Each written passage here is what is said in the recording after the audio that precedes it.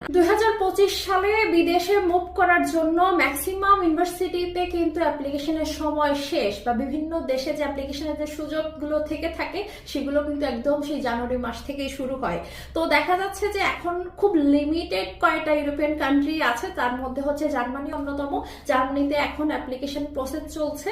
তো যারা এই বছর অ্যাপ্লিকেশন করবেন তারা এখনই করে ফেলেন, আর যারা জার্মানি বাদে অন্য কোনো কান্ট্রিতে মুভ করতে চাচ্ছেন তারা এখন থেকে প্রিপারেশন নিয়ে রাখেন, কারণ এই ডিসেম্বর থেকেই কিন্তু এই ডেনমার্ক বলেন, ফিনল্যান্ড বলেন শুরু হয়ে যাবে আর কি। মানে সব রেপুটেড কান্ট্রিগুলো যেগুলোতে মানুষের যাওয়ার প্রতি ঝোঁক বেশি, সুইডেন, ফিনল্যান্ড, ডেনমার্ক, এগুলোর অ্যাপ্লিকেশন কিন্তু এই ডিসেম্বর জানুয়ারি থেকেই কিন্তু শুরু হয়।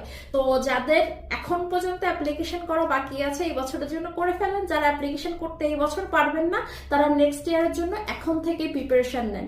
মনে রাখবেন, বিদেশে যাওয়ার জার্নি কিন্তু অনেক বড়। এখানে আমি আজকে অ্যাপ্লিকেশন করলাম, কালকে আমার ভিসা হয়ে গেল, ব্যাপারটা কিন্তু এরকম না।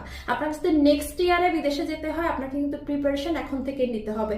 আইএলটিএস এর এক্সাম বলেন, ডকুমেন্ট রেডি করা বলেন, সার্টিফিকেট ম্যানেজ করা বলেন, মার্কশিট ম্যানেজ করা বলেন, সিভি লেখা, মোটিভেশন লেটার লেখা, অনেক অনেক অনেক বড় জার্নি।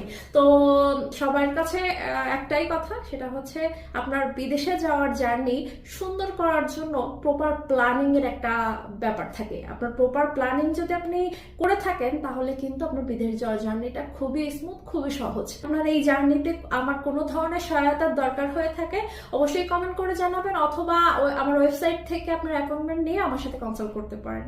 সবার জন্য শুভকামনা, ধন্যবাদ।